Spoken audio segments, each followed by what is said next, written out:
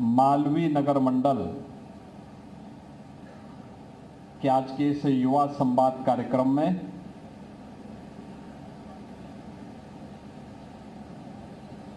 समारोह में उपस्थित गोरखपुर के लोकप्रिय सांसद श्री रविकिशन शुक्ला जी, भारतीय जनता पार्टी के प्रदेश के उपाध्यक्ष और विधान परिषद सदस्य डॉक्टर धर्मेंद्र सिंह जी, गोरखपुर के महापौर डॉक्टर मंगलेश श्रीवास्तव जी,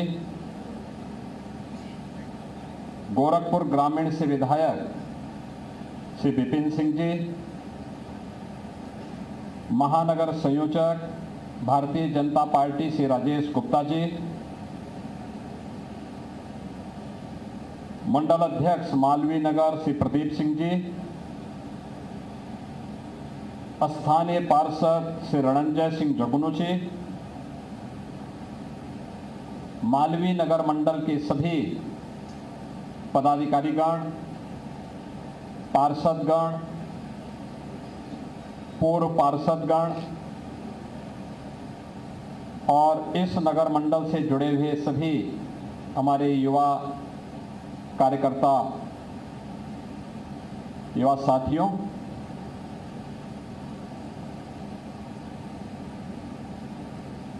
आज हम सब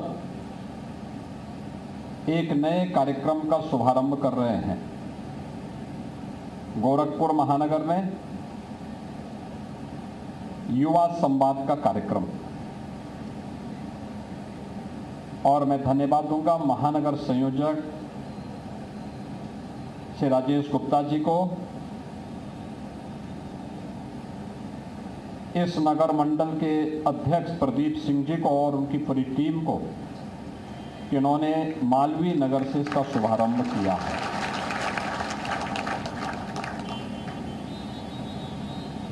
हमने संगठनात्मक दृष्टि से कार्यक्रम तो हम लगातार करते हैं,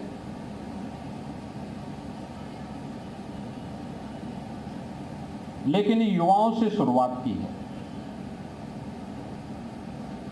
क्यों? डॉक्टर धर्मेंद्र सिंह जी ने कुछ इशारा आपकी ओर किया भी। स्वामी विवेकानंद जी ने एक बात कही थी। उन्होंने कहा था कि अगर मुझे 100 ऊर्जावान युवा मिल जाए तो मैं भारत के भाग्य को बदल दूंगा। स्वामी विवेकानंद जी की ये बात भारत के ऊर्जावान युवाओं पर आज भी अक्षरशः सही बैठती है। यानी युवा ऊर्जा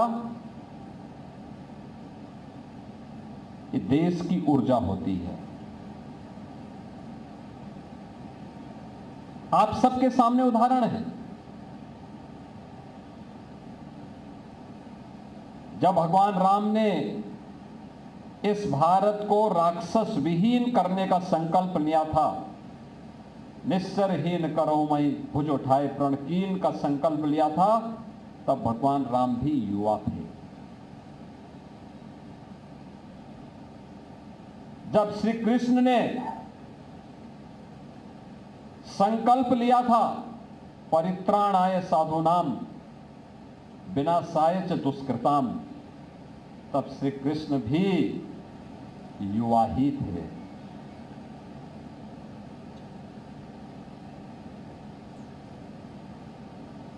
महाभारत के युद्ध में चक्रव्यूह को भेदने वाला जो युवा था वीर अभिमन्यु, वह मात्र 16 वर्ष का था।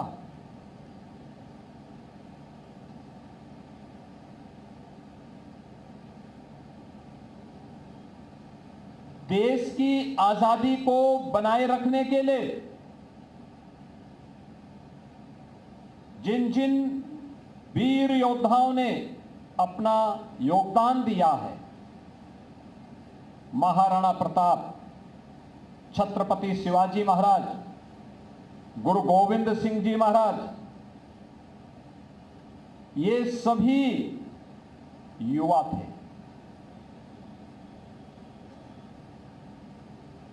याद करिए, गुरु गोविंद सिंह जी महाराज के 4 पुत्रों को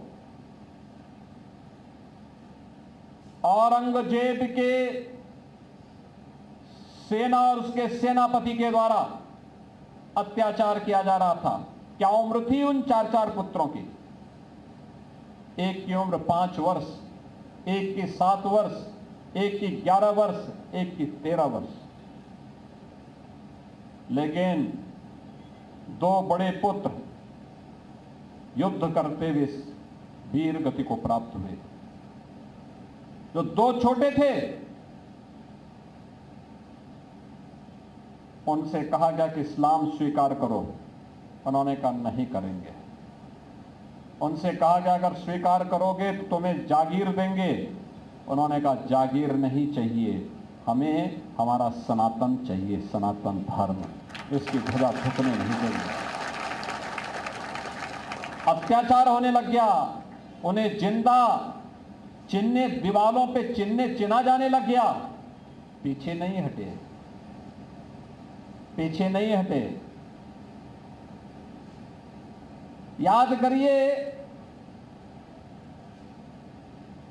झांसी की रानी लक्ष्मीबाई को क्या उम्र थी?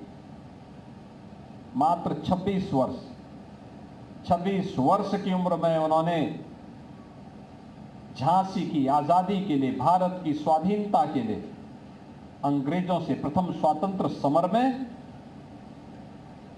उस युद्ध में नेतृत्व दिया, अंग्रेजों को परास्त किया। मात्र उम्र थी 26 वर्ष। नेताजी सुभाष चंद्र बोस ने जब उद्घोष किया था, तुम मुझे खून दो मैं तुम्हें आजादी दूंगा, तब नेताजी सुभाष चंद्र बोस युवा ही थे।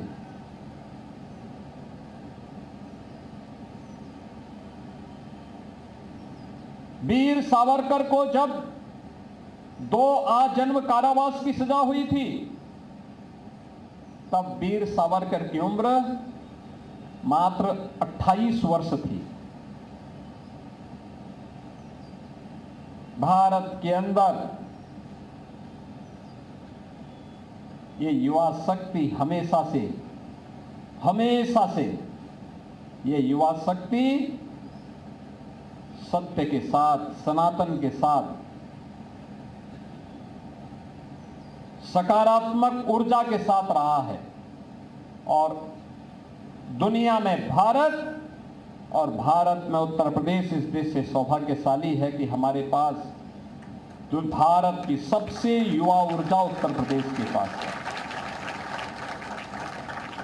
उत्तर प्रदेश के बारे में कहते हैं कि यहां पे 56 से 60% आबादी ऐसी है जो युवा है।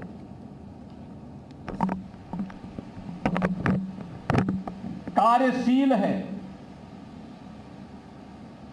ये युवा ऊर्जा अगर सकारात्मक कार्यों के साथ जुड़ जाए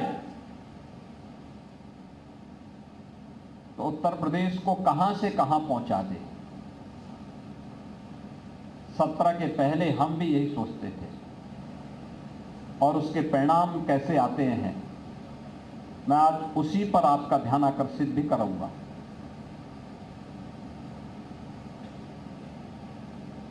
यहां पे 20 वर्ष से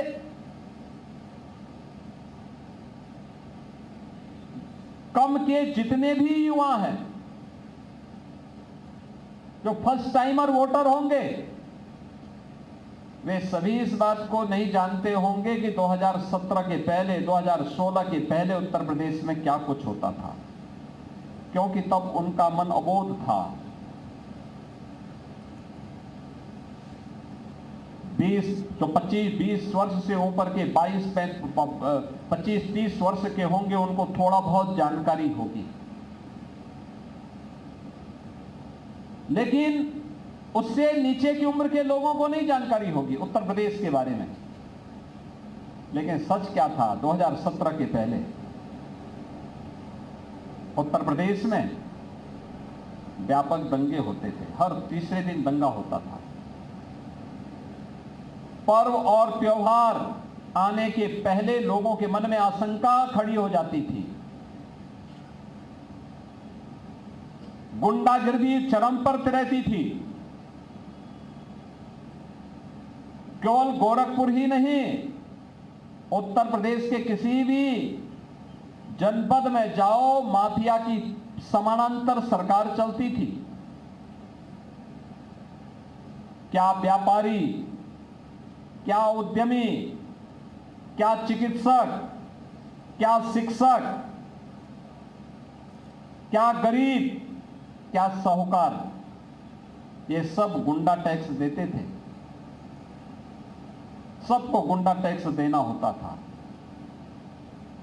गोरखपुर में और हर जनपद में अपहरण होते थे, फिरौती वसूली जाती थी। हर चौराहे पर टैक्सी स्टैंड के नाम पे वसूली होती थी।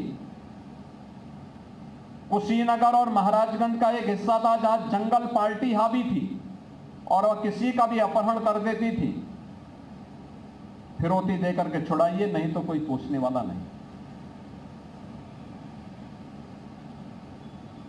पूरे राज्य की स्थिति थी। बिजली बामुश्किल 3 से 4 घंटे आती थी। गांव में तो एक सप्ताह आती थी, एक सप्ताह नहीं आती थी, और वह भी 3-4 घंटे के लिए। मोबाइल फोन, मुझे याद है 17 के पहले जब हम गांव में जाते थे, पूछते थे फलाना कार्यकर्ता अगर अचानक पहुंच गए तो पता लगता था कि वह कार्यकर्ता दूसरे गांव में गया है। भाई दूसरे गांव में क्यों? उन्होंने कहा हमारे गांव में बिजली की 1 सप्ताह की वो समाप्त हो गई है, अब दूसरे गांव में आ रहे तो मोबाइल चार्ज करने के लिए दूसरे गांव में गया हुआ है। ये स्थितियां होती थी। विकास कार्य ठप थे, सड़कें नहीं थी, बिजली गायब थी, सुरक्षा नदारद थी, माफिया की समानांतर सरकार थी और इंसेफ्लाइटिस का कहर अलग से था। ये उत्तर प्रदेश की सही पहचान थी। नौजवानों के लिए नौकरी नहीं थी, रोजगार नहीं था, किसान आत्महत्या करता था, महिलाएं असुरक्षित थी। पश्चिमी उत्तर प्रदेश से तो बेटियां पढ़ने के लिए या तो दूर के रिश्तेदार में जाती थी या फिर हॉस्टल में, अगर मां बाप के पास क्षमता है तो हॉस्टल में भेजते थे, अन्यथा घर में बैठी रह जाती थी। उस बेटी पढ़ नहीं पाती थी।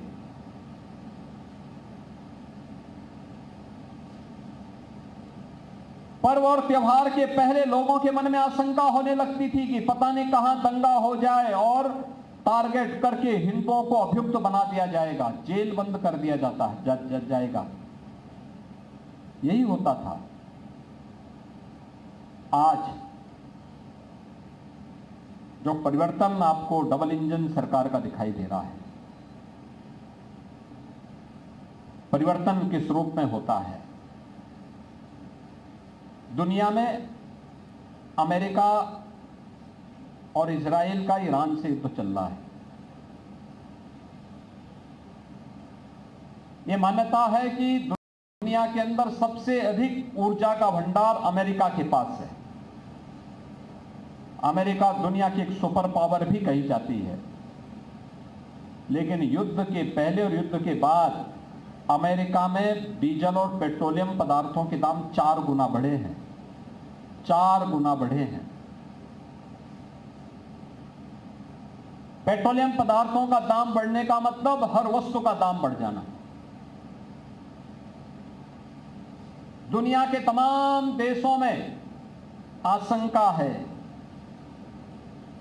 कुछ देशों ने अपने यहां लॉकडाउन लगाया है, कुछ देशों ने अपने यहां प्राइवेट व्हीकल के चलने को प्रतिबंधित कर दिया है, कुछ देशों ने अलग अलग उपाय उठाए हैं।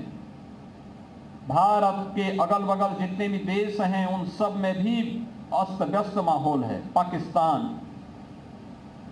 अफगानिस्तान, श्रीलंका, म्यांमार, इस सभी देशों में बहुत खराब स्थिति अकेले भारत है। पेट्रोलियम पदार्थों का दाम नियंत्रण में,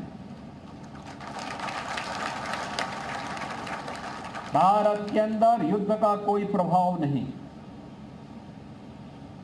कहीं पे है तो प्रधानमंत्री जी ने और भारत की सरकार ने उसे अपने ऊपर लिया है। नहीं, हमारी जनता पे बोझ नहीं आएगा।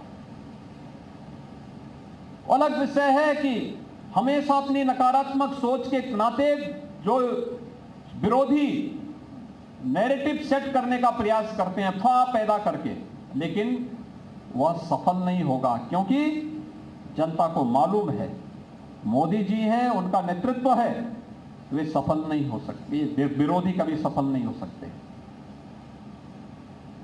यहां पेट्रोलियम पदार्थ नियंत्रण में, महंगाई नियंत्रण में, सुरक्षा का बेहतर वातावरण, हम गोरखपुर में हो या लखनऊ में या वाराणसी में या मेरठ में या नोएडा में या गाजियाबाद में या मुरादाबाद या मेरठ या कानपुर, प्रयागराज, झांसी, कहीं भी हम हो, कोई दिक्कत नहीं, कोई समस्या नहीं।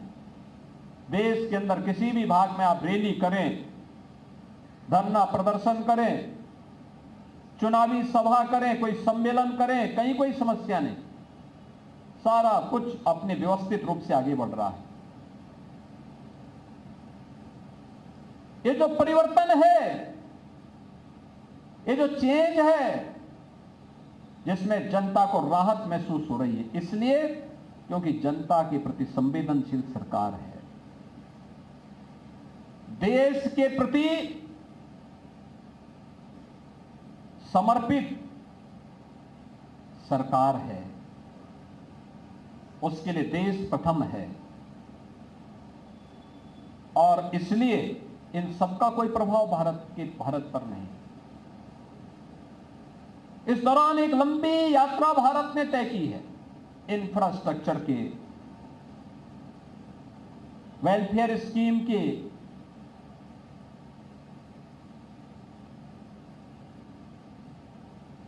हर तबके के लिए योजनाएं शुरू की। आपने देखा होगा पिछले 11 वर्ष में किसान आत्महत्या नहीं करता, क्योंकि किसान की आमदनी बढ़ी है। यूपी के अंदर युवा पलायन नहीं करता, क्योंकि युवा को अब नौकरी और रोजगार उसके आसपास के क्षेत्र में ही उपलब्ध होने लग गया है। और मैं अकेले गोरखपुर के उदाहरण आपको दे सकता हूं। 2017 के पहले गोरखपुर के गीडा में 2 यूनिट लगी थी, औद्योगिक यूनिट 2। आज गीडा में 300 से अधिक बड़े कारखाने लगे हैं, 15,000 से अधिक का निवेश हुआ है, 50,000 से अधिक नौजवानों को नौकरी और रोजगार वहां प्राप्त हुआ है। फर्टिलाइजर चालू हो गया है, पिपराइच की चीनी मिल प्रारंभ हो गई है। ये आखिर कोई भी है, इसी पूर्वी उत्तर प्रदेश या गोरखपुर का ही कोई नौजवान वहां काम कर रहा है। एम्स आपके बगल में प्रारंभ हो गया। कोई सोचता था यहां एम्स बनेगा? आपके मालवीय नगर मंडल में ही है। कोई सोचता था यहां एम्स बनेगा? कभी नहीं, कभी नहीं। समाजवादी पार्टी के समय में हम लोगों ने स्वीकृति कराई थी, और जब मैंने पीएमओ में बैठ करके इसकी स्वीकृति करवाने के लिए पत्र मांगा, तो उन्होंने एक ऐसी विवादित भूमि को दिया जिसका मामला कोर्ट में था। वे चाहते थे बने ही ना।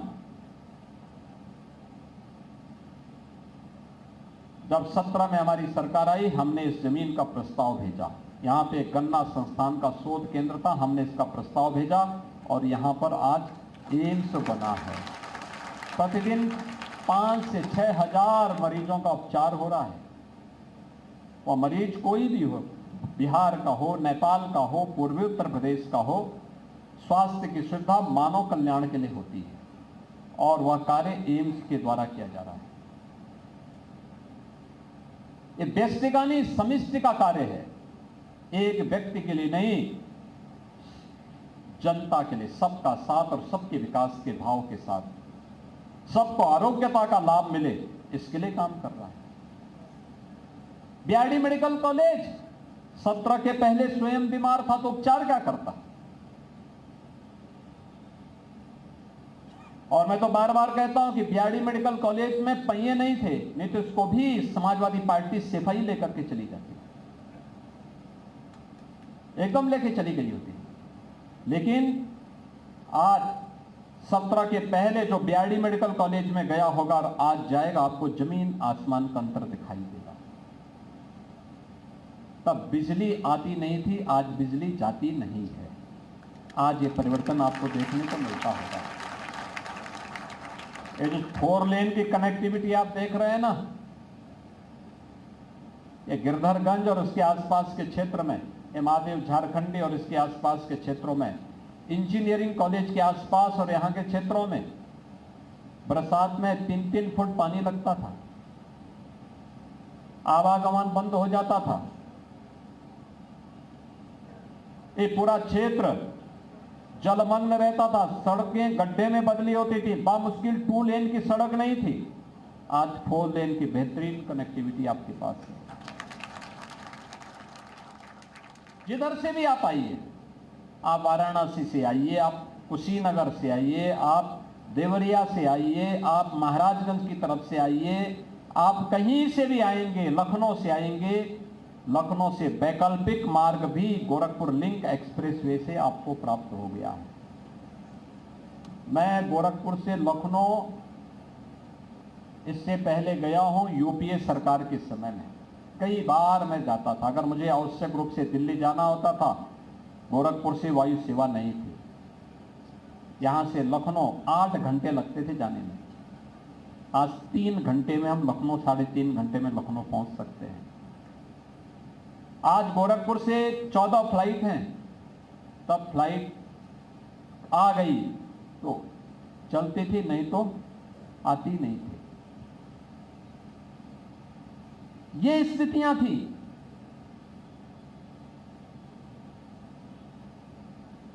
गांव हो या शहर, अव्यवस्था थी,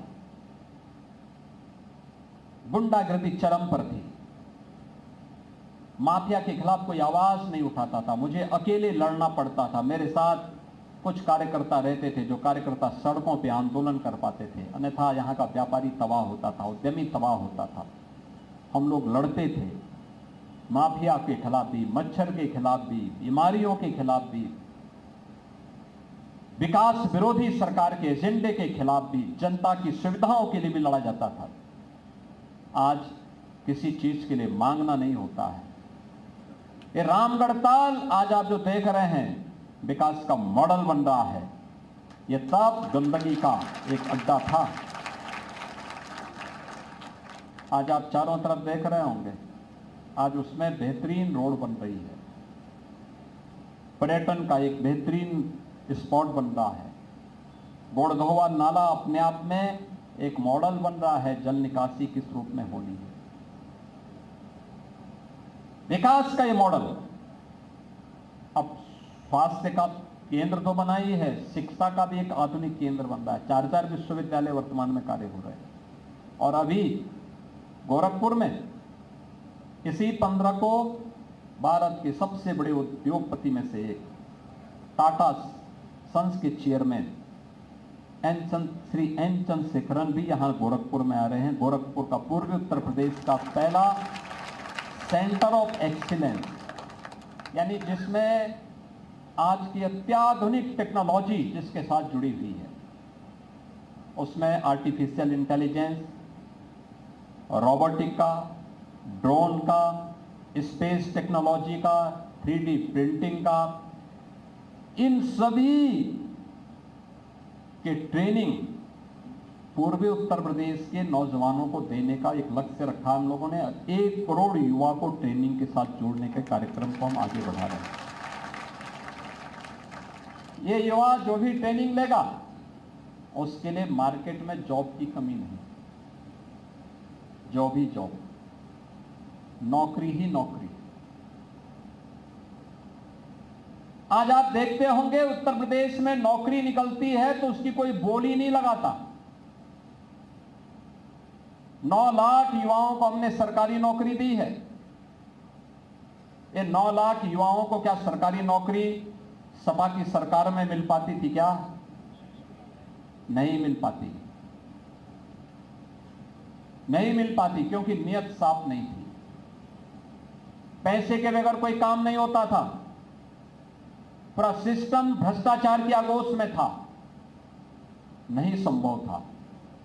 आज उन सबको ये नौकरी मिली है बिना किसी सिफारिश के और बिना किसी लांग लपेट के। योग्यता के आधार पर उन नौजवानों ने नौकरी पाई है। 9 लाख युवा, उत्तर प्रदेश का 9 लाख युवा यूपी के विकास में आज कैसे कार्य कर रहा है, उदाहरण देखना है। जब यह सरकार आई थी तब उत्तर प्रदेश की अर्थव्यवस्था थी मात्र 13.25 लाख करोड़ की, और इन 9 वर्षों में हमने इसको पहुंचाया है 36 लाख करोड़ रुपए तक, लगभग 3 गुना पहुंचाने में सफल हुए हैं।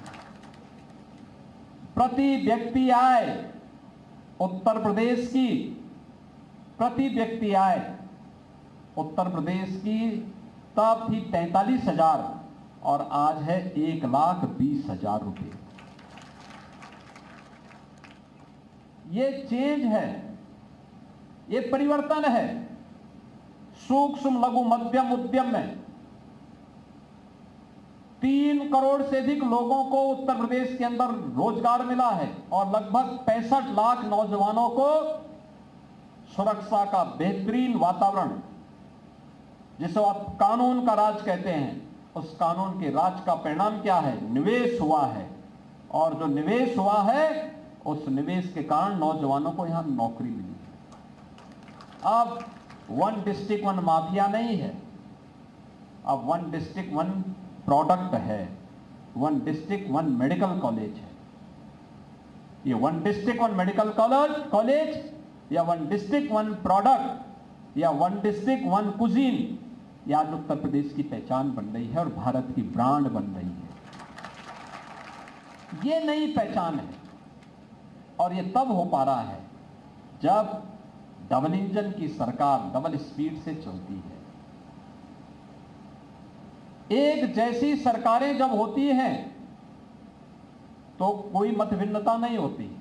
प्रस्ताव गया, प्रस्ताव के बारे में सही जानकारी दी, प्रस्ताव वहां से अप्रूव हुआ, लागू कर दिया।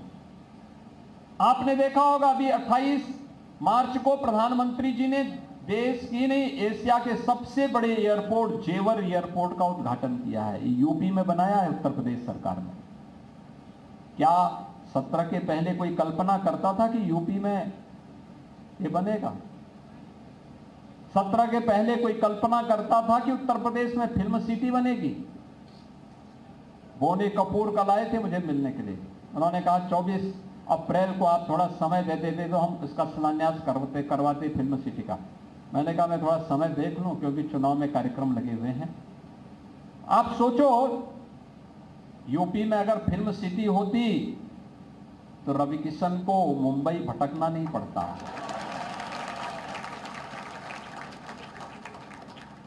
भाई ये कलाकार थे, कलाकार को सम्मान मिलना चाहिए, लेकिन जब ये गए होंगे मुंबई तब इनको भी नहीं रहा होगा कि ये सब कलाकार बन पाएंगे, क्योंकि तब तो घर की मार से बचने के लिए घर से भाग गए। अब करना क्या है? काम धाम कुछ और आता नहीं तो चलो फिल्मों में ही काम करें, और उस बहाने गए और वहां पर जाकर के अपनी मेहनत से आज वे सफल हो गए। लेकिन कितने युवा सफल हो पाते? अनुमान करिए कितने रवि किशन सफल हो पाते? आज फिल्म सिटी यूपी में है, यूपी के नौजवान को कहीं बाहर जाने की आवश्यकता नहीं। फिल्म सिटी जैसे बनेगी, यूपी के नौजवान को यूपी के अंदर ही मंच मिलेगा, यहीं पे एक्टिंग के लिए मंच मिलेगा, यहीं पे वह काम करेगा और देश और दुनिया में भारत की भावनाओं को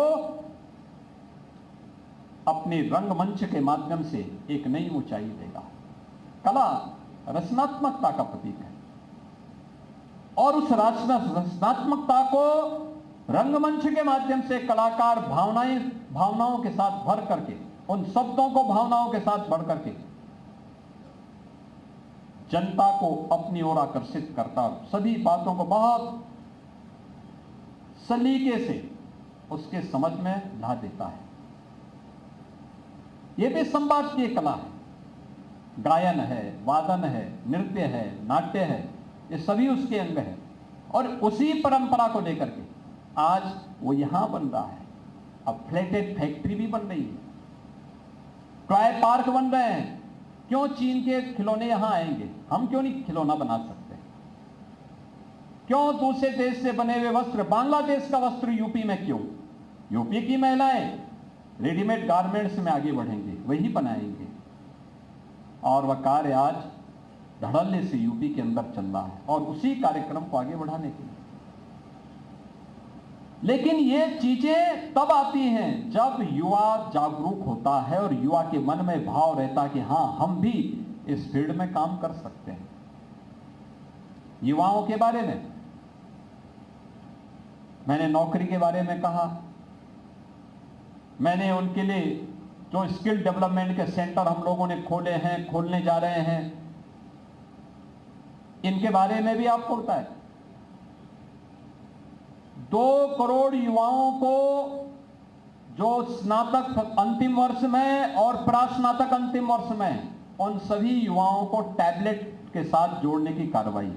अब तक 50 लाख नौजवानों को हम टैबलेट और स्मार्टफोन दे चुके हैं और टैबलेट और स्मार्टफोन देने की कार्रवाई हमारी निरंतर जारी है। 2 करोड़ युवाओं को हमें उपलब्ध करवानी है। यानी सरकार उन कार्यक्रमों को लेकर के आगे बढ़ना चाहती है। युवाओं की जिम्मेदारी, आज के समय में युवा राष्ट्र का एक जागरूक नागरिक होता है। वह युवा जिसके मन में एक जज्बा होता है अपने देश के लिए, अपने समाज के लिए। जो जज्बा पंडित राम प्रसाद बिस्मिल ने इसी धरती से दिखाया था, शहीद बंधु सिंह ने इसी धरती से दिखाया था, प्रभु राम ने पूरे भारत में दिखाया था, श्री कृष्ण ने पूरे भारत को दिखाया था। महाभारत के युद्ध में वही युवा जो वीर अभिमन्यु के रूप में कौरवों से लड़ते हुए वीर गति को प्राप्त होता है, वही युवा जो भारत को, कभी भारत की आजादी के लिए तुम मुझे खून दो मैं तुम्हें आजादी दूंगा, इस बात का आह्वान बनकर के नेताजी सुभाष चंद्र बोस बनकर के आगे बढ़ता है। वो वही युवा है जो अपने लिए नहीं, मातृभूमि के लिए, जो अपने लिए नहीं, देश के लिए कार्य करता है। और वही देश के लिए कार्य करने के अभियान का हिस्सा है ये अभियान, युवा संवाद का कार्यक्रम। उन युवाओं के साथ संवाद का कार्यक्रम कि हर मोर्चे पर हमें सजग रहना है, विकास भी कराना है, विरासत का भी सम्मान करना है, लेकिन सीमाओं की सुरक्षा के लिए भी हमारे जवान को मुस्तैद रहना है। दुश्मन घुसपैठ करेगा तो उसका काम तमाम भी करना है। ऐसे ही बूथ लेवल के कार्यकर्ताओं की जिम्मेदारी भी यही बनती है। आपकी जिम्मेदारी भी बनती है, अच्छे कार्यों का प्रचार प्रसार होना है, अपने बूथ को सजग बनाना है, सतर्क रखना है। लेकिन सोशल मीडिया में एक नया वार प्रारंभ होने जा रहा है। याद रखना, जिन लोगों ने उत्तर प्रदेश के नौजवानों के सामने पहचान का संकट खड़ा किया था, आज वे हर दिश से विफल हो चुके हैं। अब वे सोशल मीडिया का सहारा लेंगे, आरोप प्रत्यारोप का, झूठे मनगढ़ंत आरोप लगाएंगे, तमाम प्रकार के नए नैरेटिव सेट करने का प्रयास करेंगे, दुष्प्रचार का सहारा लेंगे। लेकिन उसका जवाब देने के लिए बूथ लेवल से जुड़े हुए आप सभी पदाधिकारी और कार्यकर्ताओं को भी सोशल मीडिया में उसकी तैयारी। क्या होता था उस समय, इनके कालखंड में क्या होता था, क्या होता था उस समय, कैसे माफिया गरीब की संपत्ति पे कब्जा करते थे, कैसे माफिया बेधड़क अराजकता फैलाते थे, गुंडागर्दी फैलाते थे, कैसे गरीब का बच्चा तड़प तड़प करके दम तोड़ता था, कैसे बेटी असहाय होती थी, कैसे पर्व और त्योहारों के दौरान उत्साह की जगह एक मातम जैसा माहौल दिखाई देता था। वे सभी दृश्य निकालने पड़ेंगे, पेपर की कटिंग निकालनी पड़ेगी, उस समय के दृष्टांत निकालने पड़ेंगे और पूरी आक्रामकता के साथ, पूरी धार के साथ उसका जवाब देने के लिए अपने आप को तैयार करना पड़ेगा। देखिए, दोनों मोर्चों पर कार्य करना है। ये युवा सेना का मैं आह्वान करूंगा, ये युवाओं का आह्वान करूंगा, आपको बूथ स्तर की सेना के रूप में, अपने वार्ड स्तर की सेना के रूप में, मंडल स्तर की सेना के रूप में इस दायित्व के लिए अपने आप को तैयार करना है। उस मोर्चेबंदी के लिए अपने आप को तैयार करना है। और अगर कोई वार करता है तो उसका प्रतिवाद होना है, वार का प्रतिवाद होना है। और वह तैयारी आपके पास जब होगी तभी आप उसे लेकर पाएंगे। और साथ साथ अपनी पॉजिटिव चीजों को भी आगे बढ़ाना है। शब्दों की मर्यादा रहे। अच्छे कंटेंट बना करके हम सोशल मीडिया प्लेटफॉर्म का उपयोग कर सकते हैं। हर एक क्षेत्र में कुछ ना कुछ नया किया है, हर पीढ़ी के लिए कुछ ना कुछ नया हुआ है। और उसको अगर हम आगे बढ़ाने का काम करेंगे तो स्वाभाविक रूप से जो डबल इंजन की ताकत का एहसास आज भारत कर रहा है, पूरी दुनिया कर रही है, उस डबल इंजन सरकार के इस अभियान को हम मजबूती के साथ आगे बढ़ाने का कार्य कर पाएंगे। आज इस युवा संवाद के कार्यक्रम में मुझे यही कहने के लिए आज आपके बीच आने का अवसर प्राप्त हुआ है। मैं आज के इस अवसर पर आप सभी युवाओं से यही आह्वान करूंगा, अभी से आपकी तैयारी हो। यहाँ के मंडल अध्यक्ष, मंडल की पूरी टीम, सभी पार्षद, पूर्व पार्षद, वार्ड की टीम, बूथ स्तर के कार्यकर्ता और अन्य सभी युवाओं का मेरा आह्वान होगा, पहले टीम मजबूत करिए। टीम को मजबूत करने के बाद फिर सोशल मीडिया प्लेटफॉर्म पर हमारी तैयारी किस रूप में आगे बढ़नी है। दोनों प्रकार के अच्छे कार्य, आपके मोहल्ले की सड़क बनी होगी, आपके वार्ड, आपके मंडल में, आपके वार्ड में एम्स बना होगा, आपके वार्ड में, आपके मंडल में एयरपोर्ट में नई नई फ्लाइट चल रही होंगी, आपके वार्ड में नई सड़क बन रही होगी, फ्लाईओवर बन रहा होगा, कुछ नया कार्य हो रहा होगा। ये सभी कुछ तो आपको बूथ स्तर से ही ऊपर उठाना पड़ेगा, आप ही को बताना पड़ेगा। अगर रवि किशन जी सुबह 6 बजे से लग जाते हैं तो आपको 5 बजे से लगना पड़ेगा, लगना पड़ेगा ना, क्योंकि जब आप 5 बजे से लगेंगे तब वो 6 बजे आपके वार्ड में पहुंचेंगे। और अगर आप ही 8 बजे करेंगे तब तो कहेंगे भाई अब मैं जाने का समय हो रहा है। इसलिए आपको 5 बजे से सबसे पहला ट्वीट, अच्छा सा शानदार ट्वीट अपने स्तर पर पहले सुबह सुबह आप करिए, फिर एक एक करके इसको आगे बढ़ाइए। फिर कोई वार करता है तो उसमें उसका जवाब भी देना है और उसी भाव के साथ आगे बढ़ करके हमें आगे की तैयारी के साथ अपने आप को कमर कस करके आगे बढ़ना है। विकास की प्रक्रिया विरासत के साथ, आत्मविश्वास के साथ, दृढ़ संकल्प के साथ इसी रूप में आगे बढ़ेगी। इस विश्वास के साथ मैं महानगर के संयोजक श्री राजेश गुप्ता जी को, मंडल अध्यक्ष प्रदीप सिंह जी को और इस नगर मंडल से जुड़े हुए सभी पदाधिकारियों को, सभी वार्ड के पदाधिकारियों को, सभी पार्षदों को, सभी बूथ अध्यक्षों को हृदय से धन्यवाद देता हूं कि उन्होंने एक सूक्ष्म नोटिस पर, क्योंकि कल भारतीय जनता पार्टी की स्थापना का दिवस भी है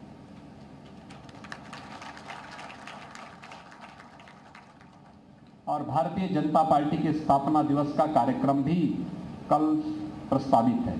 उस कार्यक्रम में भी आपकी उपस्थिति होगी, महानगर के कार्यकर्ता उसमें आएंगे। उस कार्यक्रम के साथ हमें जुड़ने का अवसर प्राप्त होगा, तो उस कार्यक्रम के लिए कल हम लोग उस कार्यक्रम में भागीदार बनेंगे। लेकिन अभी से उस कार्यक्रम के बारे में कल क्या क्या चीज़ें होनी है, महानगर की टीम, जिले की टीम उसके बारे में कल बताएगी। लेकिन हम अभी से उसकी तैयारी करेंगे इस विश्वास के साथ। आप सबके प्रति मेरी शुभकामनाएं। एक बात जरूर मैं आपसे कहना चाहूँगा, यहाँ पे मालवीय नगर मंडल से लोग आए हैं। नारी शक्ति वंदन अधिनियम पास हुआ है